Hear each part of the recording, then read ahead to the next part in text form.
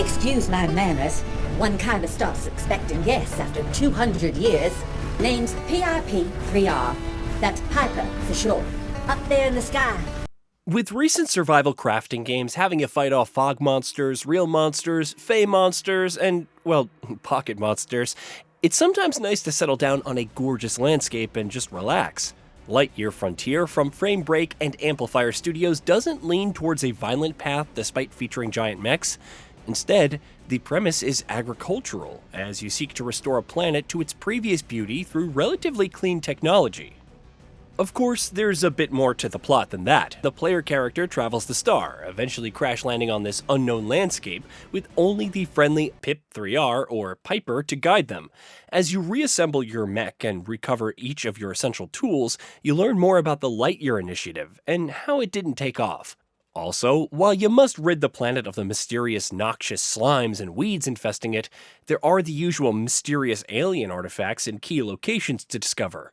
What could they be for? How is purifying each region tied to the giant vault door which conspicuously lights up over time? I can't wait to analyze this. It's a well-worn premise, and no spoilers, but the mysterious vault serves as more of a framework for something down the line, closing the current story content on a cliffhanger. Which is fine, this is early access, but don't expect to get all the answers, especially after so much work. You also shouldn't expect the most well-defined characters, or even a massive roster of them. For the most part, Piper comes across as likable, and while I didn't mind some of her alerts, they sometimes felt unnecessary. Saying "morning, sleepyhead" when I didn't turn in for the night is odd, though I'm unsure if I want a different voice line in its place. On the bright side, a solution to make her less chatty is in the works. Thankfully, Lightyear Frontier flawlessly nails its immaculate vibe. Being stranded on a planet slowly succumbing to some alien infestation has never felt so comfy. The intriguing lifeforms go about their days, comfortably snoozing when night falls. The colorful art style belies a more positive sci-fi outlook without feeling too corny or too cartoonish, and the music is relaxingly lifting. It's the perfect atmosphere for sitting back and slowly building your homestead. Performance is pretty good in this regard, even in high settings with atmospheric lighting and weather effects. There's also a feeling of sheer freedom, as you can explore almost every area after your rudimentary camp, plots, and crops are set up. The gameplay loop consists of venturing to a region and cleaning it up by removing weeds with the vacuum harvester or washing away red slime with the irrigation hose. Once a region is completely purified, you'll discover new materials to fuel new recipes, crops, resources, and upgrades for your mech's tools. There is a set order of purification to follow as you come across weeds that are a little too durable for your harvester, or slime that are just too strong for your current hose. The progression system does a pretty good job of going through each region's resources and prepping you for the next, as you go from growing crops and crushing them into oils to grinding materials and baking treats for the wildlife. Feeding local nests boosts your resource gain, but wild animals can drop resources a limited number of times if you feed them separately, provided the right fodder is on hand. After upgrading your tools and gathering or mining that one resource, that dopamine hit from unlocking new recipes, materials, and/or machines is satisfying, as it is to be expected from any competent farming game.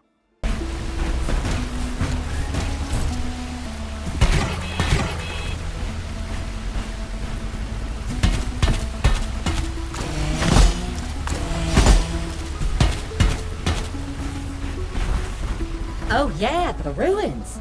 Each region also has you hunting for artifacts. These can be interesting since some require venturing outside of your mech and a bit of platforming. Nothing too crazy, but it's a nice change of pace. Otherwise, the regions can feel a bit too similar at times with their side quests and objectives. Some require constructing a radio tower to gather requests from other individuals or creating a landing pad to purchase goods from the merchant. However, the requests boil down to little more than collecting and delivering materials for money.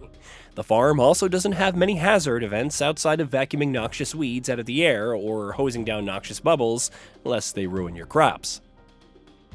While the merchant offers several things to buy, much of it consists of decoration blueprints, already discovered seeds, and new parts for your mech. The new parts don't appear to have any discernible impact on your performance, but the customization is appreciated. Now, if only the upgrade terminal's interface let me easily slot in different parts instead of spawning an arm, removing an existing arm, and socketing the new one, rinse and repeat for each component.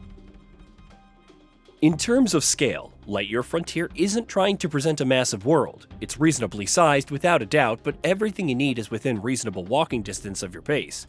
Get used to a lot of walking though, especially in the absence of fast travel. Even the option to return to base at any given time would have been nice. At least upgrading your mech's traversal speed and jump height helps to mitigate that. It's sometimes prone to stumbling on environmental objects, and while I haven't had the misfortune of being tripped by a pebble, it can feel annoying. Fortunately, getting out and resetting is relatively painless, and it offers a good amount of responsiveness while still having enough heft to feel like an actual mech. Perhaps because it's not this massive landscape, the days seem to end too quickly. You can still keep exploring, but it's pointless to tend to the farm. Setting oils and materials for refinement can take several minutes, while some crops require full days to flourish, so it's better to just turn in for the day. Cue awkwardly waiting around for crops and oils initially, since you need certain upgrades to continue progressing. At the very least, crafting pulls from your storage, and some materials like copper wires, aluminum electronics, and fodder can be crafted instantly without waiting. The UI also feels relatively easy to navigate, though I'd appreciate being able to drop items with a single button.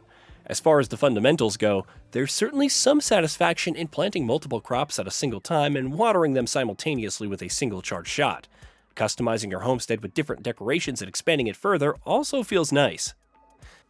Lightyear Frontier's early access version isn't an inherently long experience. A massive new region in the Northwest is coming later alongside more hazards, mech upgrades, plants, resources, and animals inbound. It's also worth noting that this is only the beginning of Act 1, so the story clearly has more to offer. I'm intrigued by the overall premise, and despite needing some refinement, alongside more options to customize one's experience, it's a solid foundation to build on with a unique identity.